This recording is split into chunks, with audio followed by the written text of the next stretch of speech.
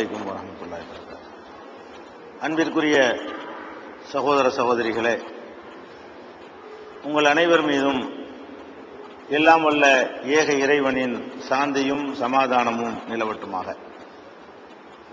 இஸ்லாம் ஓர் இனிய மார்க்கம் என்ற இந்த நிகழ்ச்சி பல்வேறு மதத்தவர்கள் வாழுகிற நம்முடைய நாட்டிலே அனைவருக்கு மத்தியிலே ஒரு நல்லிணக்கத்தை ஏற்படுத்த வேண்டும், அவர்களுக்கு மத்தியிலே இருக்கின்ற கசப்பு உணர்வுகளை நீக்க வேண்டும், ஒருவரை பற்றி மற்றவர்கள் தவறாக கொண்டிருக்கின்ற அபிப்பிராயங்களை களைய வேண்டும் என்ற நல்ல நோக்கத்திலே கடந்த பல ஆண்டுகளாக தமிழகத்திலும் தமிழகத்திற்கு வெளியேயும் பல வெளிநாடுகளிலேயும் இந்த நிகழ்ச்சிகளை நாங்கள் நடத்தி வருகிறோம். இந்த நிகழ்ச்சியில நீங்கள் கேள்வி கேட்டு அதற்கான விடையளிப்பதுதான் முக்கியமான நோக்கம் என்றாலும், துவக்கத்தில் ஒரு சின்ன அறிமுக உரையை மாத்திரம் நான் தந்துவிட்டு நிகழ்ச்சிக்கு செல்லலாம்.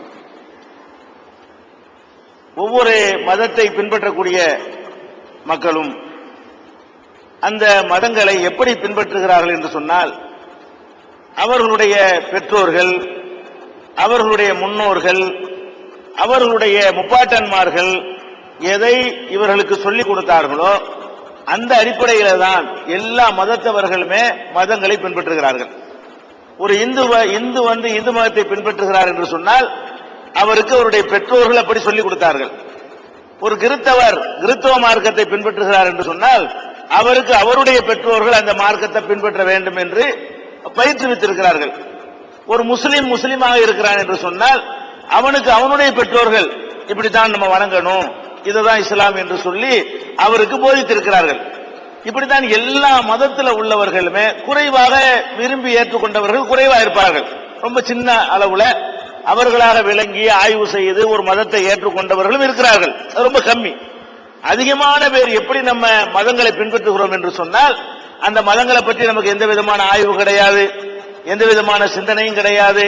நம்ம பெற்றோர்கள் சொன்ன சரியா இருக்குமா தவறா இருக்குமா இதெல்லாம் நம்ம யாருமே பார்க்கிறது கிடையாது. ஒவ்வொருவரும் தங்களுக்கு வழி வழியாக என்ன கிடைத்ததோ அதை விடக்கூடாது என்று நம்ம நினைக்கிறோம்.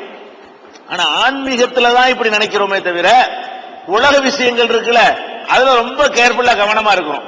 நம்ம முன்னோர்கள் வந்து குடிசையில வசிச்சதுக்காக நம்ம குடிசையில் வசிக்க மாட்டேங்கிறோம். ஏன் அவங்க விளங்காம இருந்தாங்க வசதியில நம்ம அப்படி இருக்க முடியுமா அப்படின்னு நம்ம கேட்கிறோம். முன்னோர்கள் குடிசையில வசிச்ச தப்புன்னு தெரியும் போது நமக்கு அதை விட சிறந்தது ஒன்று கிடைக்கும் பொழுது அதை ஏற்றுக்கொள்றோம். அதே மாதிரி முன்னோர்கள் வந்து சிமினி விளக்குல அவங்க வாழ்ந்தாங்கிறக்கா நம்மள அப்படி வாழ்றோமா? அதை விட ஒரு சிறந்தது இருக்கும் பொழுது முன்னோர்களை தூக்கி ஓரம் கட்டிடுறோம்.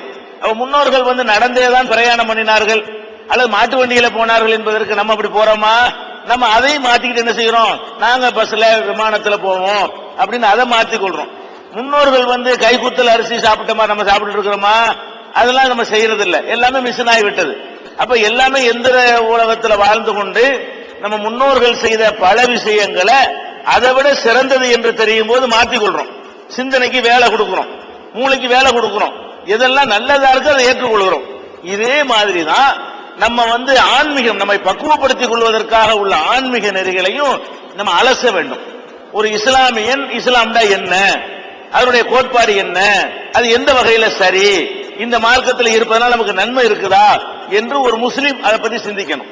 ஒரு கிறிஸ்தவனும் அது மாதிரி நமக்கு சொல்லி தந்தாங்களே இந்த நம்பிக்கை சரிதானா, இதன்படி நடந்தா நமக்கு இந்த உலகத்தில் நன்மை கிடைக்குமா, சமுதாயத்துக்கு நன்மை கிடைக்குமா அவனும் யோசிக்கணும். ஒரு இந்துவும் யோசிக்கணும், நமக்கு நம்ம முன்னோர்கள் சொன்னாங்களே இதுதான் கரெக்டா, இதை பின்பற்றினா நேர்வழி பெற முடியுமா என்று அவங்களுடைய நம்பிக்கைகளையே பரிசீலனைக்கு தயார் என்று வந்துவிட்டாலே கசப்பு போயிடும். கசப்புக்கு என்ன காரணம், அந்த சின்ன வயசுல விதைச்சது நான் அந்த விடாப்பிடியான ஒரு பிடிவாதத்தை நமக்கு மத்தியில் ஏற்படுத்துகிறது. அப்ப நம்ம என்ன பண்ணணும்னா ஒவ்வொரு மதத்தில் உள்ளவர்களும் மற்ற மதங்கள் என்ன சொல்கிறது என்பதை விளங்க முயற்சிக்க வேண்டும். அந்த அவங்க மதத்தை வழங்க வேண்டும். எனக்கு வந்து இந்து மதம் என்ன சொல்றது எனக்கு தெரிந்திருக்க வேண்டும், கிறிஸ்துவ மதம் என்ன சொல்கிறது எனக்கு தெரிந்திருக்க வேண்டும், இஸ்லாம் என்ன சொல்கிறது என்று உங்களுக்கு தெரிந்திருக்க வேண்டும். இப்படி ஒவ்வொரு மதத்தவர்களும் தங்களுடைய மதத்தையும் அறிந்து கொண்டு பிற மதங்களை அறிந்து கொண்டு ஆய்வு செய்ய புகுந்து விட்டார்களே ஆனால் அவங்களுக்குள்ள வந்து சண்டையே வராது. எந்த சமுதாயம் சிந்திக்கிறதோ, எந்த சமுதாயம் ஆய்வு செய்கிறதோ, எந்த சமுதாயம் கருத்துக்கள் அடிப்படையில் பிரச்சனையை அணுகுகிறதோ அந்த சமுதாயத்தில் சண்டைக்கு இடமே இல்லை. உணர்ச்சியை தூண்டுவதெல்லாம் சண்டையே வருது.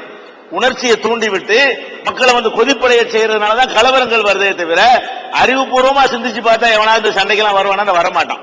அப்ப நம்ம இதை ஏற்படுத்துவதற்காக நாங்க என்ன பண்றோம், மக்கள் மத்தியில் நல்லிணக்கம் ஏற்படும் என்று சொன்னால் மதங்களை பற்றி எல்லோரும் புரிந்து கொள்ள வேண்டும். அப்ப குறிப்பாக நாங்கள் இஸ்லாம் மார்க்கத்தில் இருக்கிறோம். இஸ்லாம் மார்க்கத்தில் இருந்தா இந்த மார்க்கத்தை நாங்க ஏத்துக்கிட்டோம் அப்படிங்கிற சந்தேகங்களை நாங்க உங்களுக்கு தெளிவுபடுத்தணும். அப்ப இஸ்லாத்தை பற்றி உங்களுக்கு பல முஸ்லிம்களோட பழகுறீங்க, அவங்களுடைய சில பழக்க வழக்குகள் உங்களுக்கு வித்தியாசமா தெரியும்.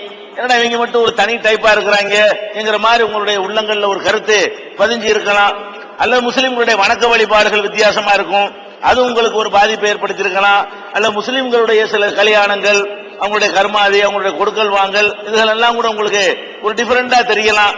அப்ப இது ஏன் இஸ்லாம் சொல்லுகிறது, இப்படிதான் இஸ்லாத்துல இருக்குதா, அல்ல இஸ்லாத்துல இல்லாத முஸ்லிம்கள் சுயமா செய்யறாங்களா, இப்படி எல்லாம் நம்ம விளங்கி கொண்டோமே ஆனால் அது நம்ம வெறுப்பு வராதுங்க. ஓ முஸ்லீம் அப்படிதான் அவங்க இருப்பாங்க, அதுக்குன்னு ஒரு நியாயம் வச்சிருக்கிறாங்க அப்படின்னு நம்ம அதை புரிந்து கொள்ளக்கூடிய நிலைமை ஏற்படும். இதே மாதிரி நீங்களும் செய்யணும். ஒவ்வொரு மதத்தை சேர்ந்தவர்களும் இது மாதிரி ஒரு நிகழ்ச்சியை ஏற்பாடு செய்து நாங்க இந்து மதத்தை பற்றி நீங்க என்ன கேள்வி வேண்டாலும் கேளுங்க, நாங்க அதனுடைய தத்துவங்களை சொல்றோம், எங்கள்ட்ட தப்பு இருந்தா நாங்க திருத்திக்கிறோம் அப்படிங்கிற மாதிரி இந்து மதத்தில் உள்ளவர்கள் முன் வரணும்.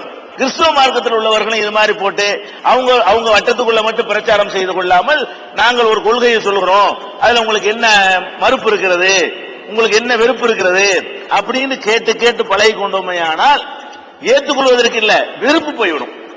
இஸ்லாத்தை பற்றி எல்லா மதத்திலும் தெரிஞ்சு கொண்டார்களே ஆனால் அவங்களுக்கு வெறுப்பு இருக்காது. இந்து மதம் இன்னதுதான் என்று எல்லா மதத்தையும் தெரிந்து கொண்டார்களே ஆனால் அவங்களுக்கு வெறுப்பு இருக்காது. மனிதனை மனிதன் வெறுக்க மாட்டான், அது அவங்க கொள்கை இது உங்க கொள்கை அப்படின்னு ஆகிவிடும். இந்த மாதிரியான ஒரு நிலைமை நமக்குள்ள வர வேண்டும். அரசியல் கட்சிகளை தேர்ந்தெடுக்கிறதுல கூட நம்ம சொந்தமா தேர்ந்தெடுக்கிறோம். இப்ப திமுக தகப்பனா இருந்தா மகன் திமுக இருக்க மாட்டேங்கிறான், அண்ணா திமுக இருக்கிறான். அப்ப ஒரு கட்சியை தேர்ந்தெடுக்கிறதுக்கெல்லாம் என்ன செய்யறோம், நம்ம அப்பா பாட்டனை பின்பற்றாம சிந்திக்கிற மாதிரி ஒரு கொள்கை விஷயத்துல என்ன செய்யணும், முதல்ல நம்ம கொள்கையை நம்ம பரிசீலிக்கணும். நம்ம போற பாதை சரிதானா, இது உண்மையிலே சரியான ஒரு ரூட்ல போயிட்டு இருக்கிறோமா என்று பரிசீலிக்கணும். தப்பா இருந்தா திருத்திக் கொள்ள வேண்டும், எந்த மதத்தை சேர்ந்தவங்களா இருந்தாலும். இந்த மாதிரியான ஒரு பரந்த நோக்கை ஏற்படுத்துவதுதான் இந்த நிகழ்ச்சியுடைய நோக்கம். வேற நீண்ட விரிவுரைகளை சொல்லி உங்களுடைய நேரத்தை நான் வீணாக்க விரும்பவில்லை. இப்ப நம்ம நிகழ்ச்சிகளுக்குள்ள சென்று விடலாம்.